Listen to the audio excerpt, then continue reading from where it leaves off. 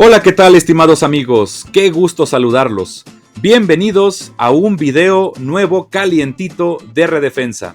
En esta ocasión me voy a enfocar en una pregunta que dice así: ¿son más maduros los ateos que los creyentes? Alguien podrá pensar, ¿y qué onda con esto? Hay una imagen muy interesante que me encontré en internet, una vez más en la página de Ateos de Mente Libre, y habla acerca de la historia de la religión de acuerdo al punto de vista de un hombre llamado Paul Kinsella en el 2017, y habla acerca de las fases que ha pasado la humanidad respecto a la adoración que le ha dado a seres sobrenaturales, y de acuerdo a este hombre se comenzó adorando primero piedras mágicas, luego animales mágicos, después animales mágicos e invisibles en el cielo, lo que conocemos como totemismo o fetichismo, animismo. Luego encontramos el ejemplo del politeísmo, cuando el hombre adoró personas invisibles en el cielo, pasando posteriormente al monoteísmo, cuando se adoraba a menos personas invisibles en el cielo. Después se refina la manera en la que el hombre concibe la religión cuando adora a personas que dicen venir del cielo. Podemos nosotros pensar en Jesús. Y luego, en la fase más refinada de la religión, se adora a personas que dicen hablar en nombre de la persona que dice venir del cielo. De tal manera que se va complicando más este asunto.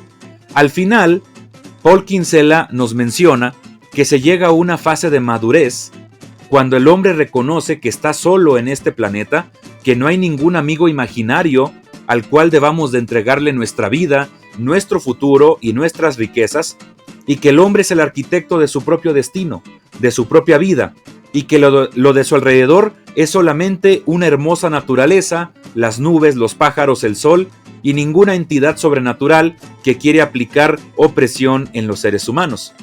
Esto es lo que se concibe como una persona madura desde el punto de vista del ateísmo, lo cual también es decir que los creyentes, en el momento en que tienen convicciones, donde consideran la moral detrás de un ser superior, son inmaduros. ¿Esto será cierto?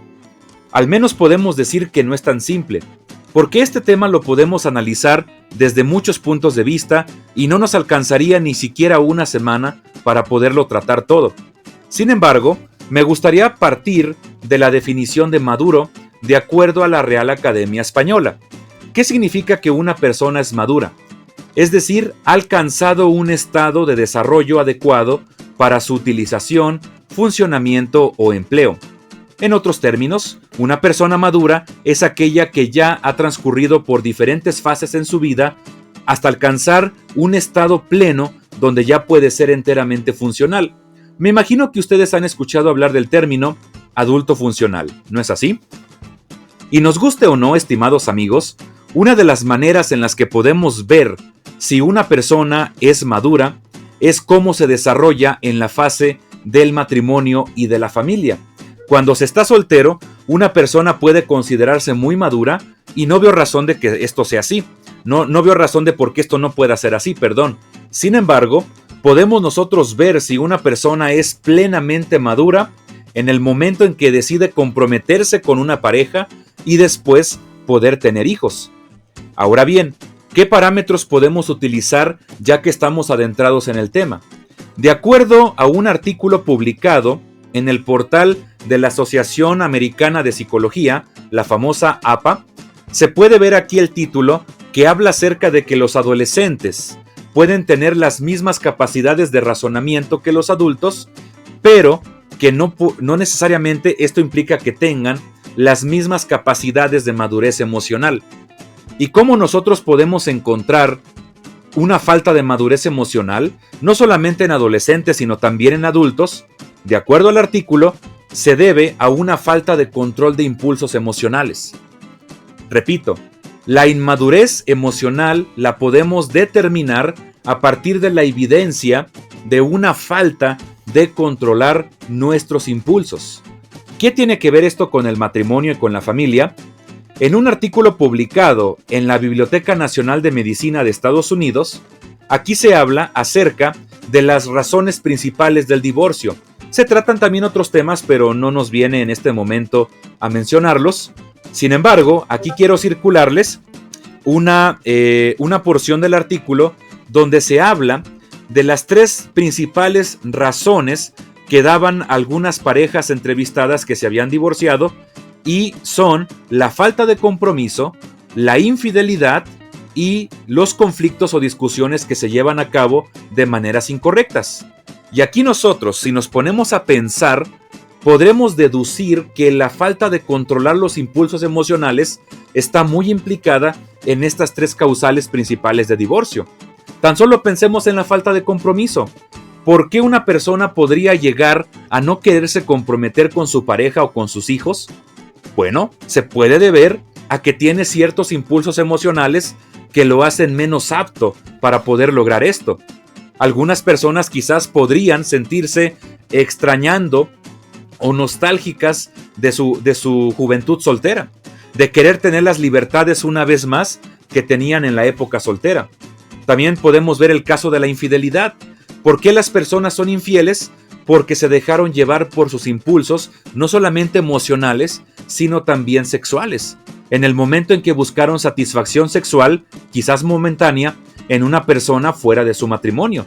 Y no se diga acerca de los conflictos y las discusiones.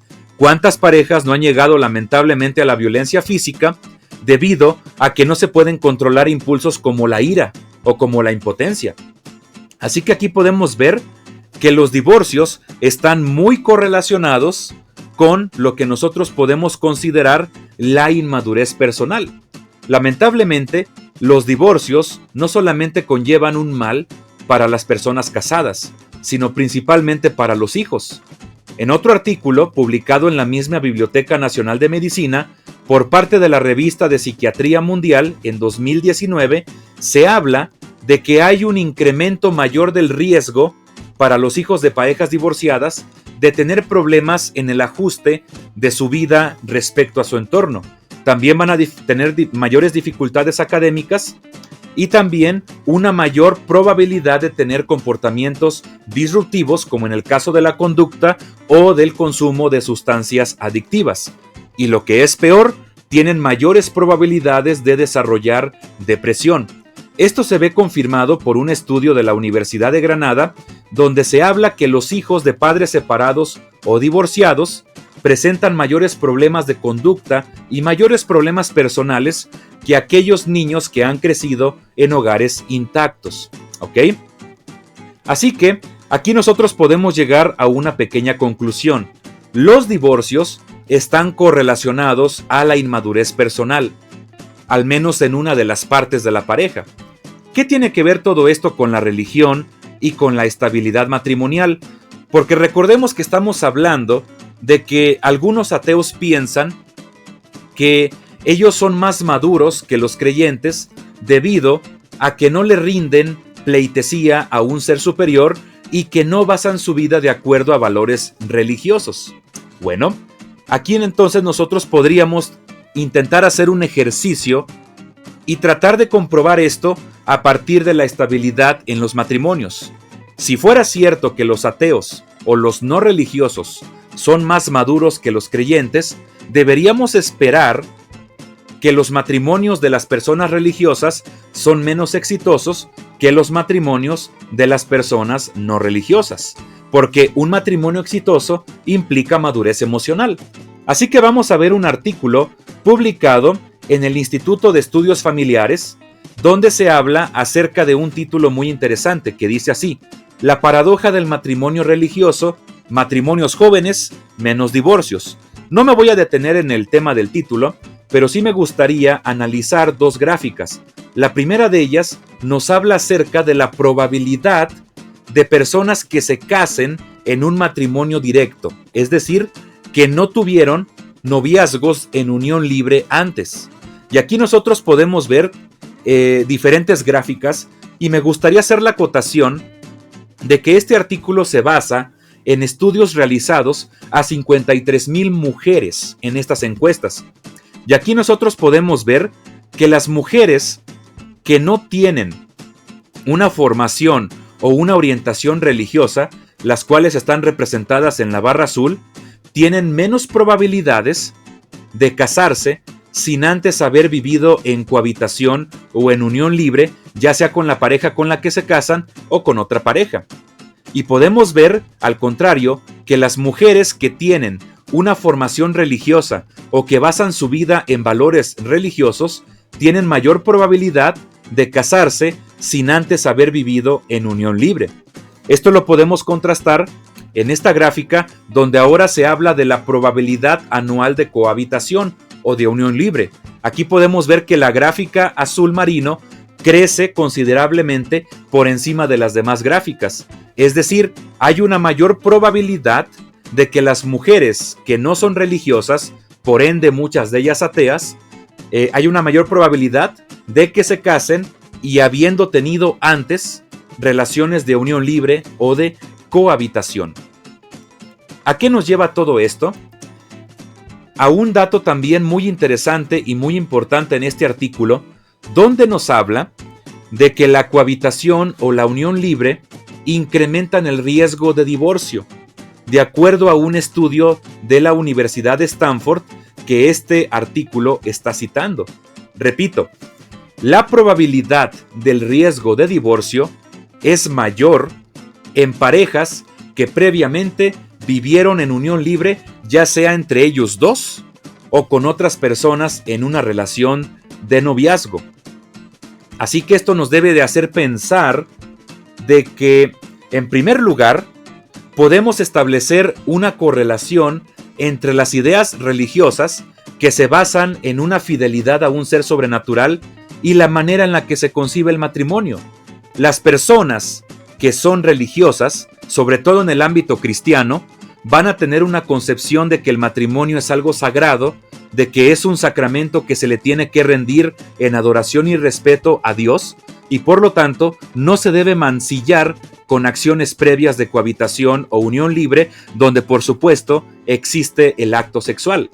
Al contrario de esto, las personas que no tienen un background religioso, y que por supuesto muchos de ellos son personas ateas, seguramente van a tener una concepción más diluida del matrimonio y de lo que son las relaciones interpersonales en este aspecto, y por lo tanto se van a sentir en mayor libertad de buscar modelos de modelos románticos que no necesariamente encajarían en un modelo moral religioso. Pero ahora me gustaría avanzar a un poco más de evidencia positiva. Aquí podemos encontrar un artículo por parte de The Heritage Foundation que habla acerca de que la religión es más importante de lo que pensamos, porque ayuda a mejorar la estabilidad social. Y en el caso específico del matrimonio, podemos encontrar diferentes conclusiones respecto a cómo las convicciones religiosas son importantes. En primer lugar, la religión y la práctica religiosa están asociadas con una mayor estabilidad marital, en mayores niveles también que implican la satisfacción marital, y también incrementa la probabilidad de que un individuo se incline a casarse en lugar de quedarse soltero. Otro estudio llevado a cabo por Christopher Ellison de la Universidad de Texas nos habla de que las parejas que reconocen un propósito divino detrás de su matrimonio tienen una mayor tendencia a colaborar juntos, a tener una mejor actitud de ajustarse a las pruebas de la vida y también a percibir mejores beneficios del matrimonio, y por lo tanto van a tener una menor probabilidad de ser agresivos mutuamente. Y otro dato también muy interesante es que se encontró en otro estudio de que las parejas que han durado 30 años o más en su matrimonio han reportado de que la fe religiosa ha sido fundamental a la hora de tomar decisiones sabias y de poder enfrentarse a tiempos difíciles. Estimados amigos, podría citarles muchos artículos más, pero creo que con esto es suficiente para poder llegar a 3 conclusiones sólidas. La primera es que la inmadurez está correlacionada a los divorcios. La segunda conclusión dice que la unión libre está correlacionada a los divorcios. Y la tercera conclusión es que la unión libre está correlacionada a entornos no religiosos. Con esto no quiero decir que debemos de generalizar y mencionar que los ateos o los no religiosos son inmaduros en sus matrimonios. No quiero llegar a esa conclusión porque estoy seguro de que existen muchos matrimonios que no son religiosos y que aún así son exitosos. Pero sí me gustaría mencionar que los valores religiosos sí están fuertemente correlacionados con la prosperidad matrimonial. Y por lo tanto, me gustaría leerles esta conclusión. Hay una alta correlación entre la fe religiosa y la prosperidad matrimonial, por lo que podemos también decir que la prosperidad matrimonial implica una mayor madurez. Por lo tanto, nosotros podemos decir que si tenemos convicciones religiosas, si le entregamos nuestra vida a un Dios, lo obedecemos, lo adoramos y nos fundamentamos en sus valores morales, se va a tener una mayor probabilidad de tener estabilidad matrimonial y por lo tanto esto va a indicar una mayor madurez. Por lo tanto, la conclusión de la imagen del principio no es correcta. Los creyentes no son inmaduros por el hecho de creer en un Dios, por el hecho de adorar a una deidad, perdón. Al contrario de todo esto, los creyentes dan muestras de una mayor madurez personal en el momento en que se fundamentan en sólidos valores religiosos. Hemos llegado al final de este video. Espero que les haya gustado, que haya hecho que hayan aprendido algo nuevo. Y bueno, quiero que ustedes me digan su opinión en la caja de comentarios. Les invito a que pasen a los videos anteriores de Redefensa que ya se han publicado. Les deseo un excelente día y que Dios les bendiga.